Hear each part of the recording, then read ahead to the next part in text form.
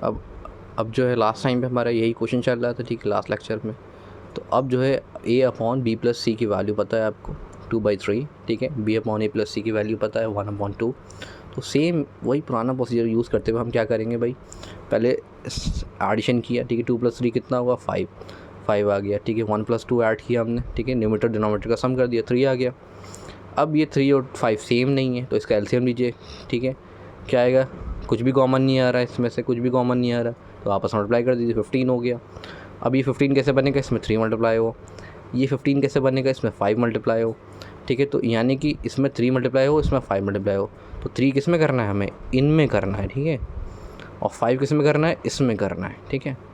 तो मल्टीप्लाई कर दिया, 6/9 बना और 5/10। तो आप चेक भी कर सकते हो, इसका सम कितना बनेगा 15 और इसका भी सम कितना बनेगा 15, यानी कि अब सेम हो गया है सम। अब बेसिकली a कितना हो गया 6 हो गया, b = 5 हो गया। लेकिन c के साथ मसला क्या है, वो b + c की फॉर्म में आ रहा है या फिर a + c की फॉर्म में आ रहा है, ठीक है।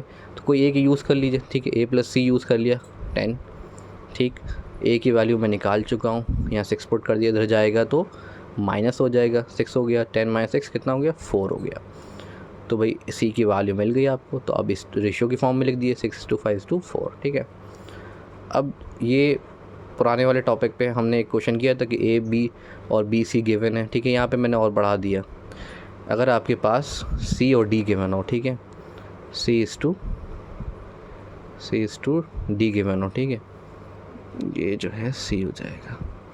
चलिए खैर 1:3 है, ठीक है। तो मैं रेशियो लिखूँगा, तो ए बी का रेशियो 2:1 है, बी सी का रेशियो 5:4 है और सी डी का रेशियो 1:3 है, ठीक है।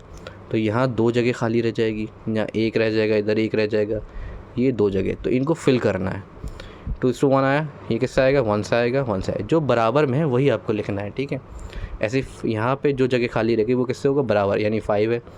यहाँ पे बराबर में क्या है 4 है, तो 4 आ जाएगा। यहाँ बराबर में इनके लिए क्या है 1 है, तो 1 आ गया। अब इन्हें मल्टीप्लाई कर दीजिए, इन्हें मल्टीप्लाई कर दीजिए, ठीक है। तो 10 आ गया, ठीक है, 5 आ जाएगा, देन उसके बाद 4 और 12, ठीक है। तो ये आपका आंसर हो गया। अब इसमें अगर कुछ कॉमन आ रहा है किसी नंबर से, किसी कॉमन नंबर से सब डिवाइड हो रहे हैं तो आप डिवाइड कर दीजिए। अदरवाइज़ यहाँ आपको दिख रहा है कि कोई भी ऐसा नंबर नहीं है जो इन सबको डिवाइड कर दे, ठीक है। तो ये आपका सिंप्लीफाइड फॉर्म में आंसर हो जाएगा। अब क्या है, find the share of b + c।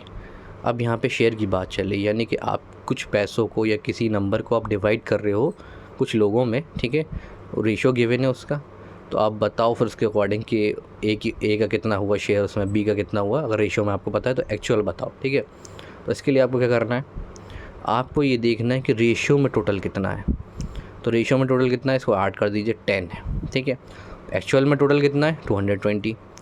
तो ये जो रेशियो है वो किसको इम्प्लाई कर रहा है, एक्चुअल को, ठीक है। यहाँ मैंने रेशियो लिखना है और यहाँ एक्चुअल वैल्यू लिखनी है। तो 10 रेशियो की वैल्यू 220 रुपये, ठीक है।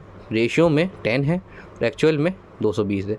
तो एक रेशियो की वैल्यू कितनी है, क्या करूँगा, यहाँ जो नंबर होगा वो डिवाइड में चला जाएगा, तो ये डिवाइड में आ गया, ठीक है।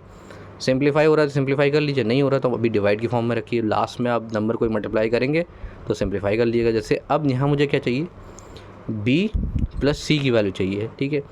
तो b + c रेशियो के टर्म्स में कितना है 5 है और 3 है, इसको ऐड कर दीजिए भाई, 8 हो गया, ठीक है। तो रेशियो के टर्म्स में b और c कितना है, एडिशन 8 है।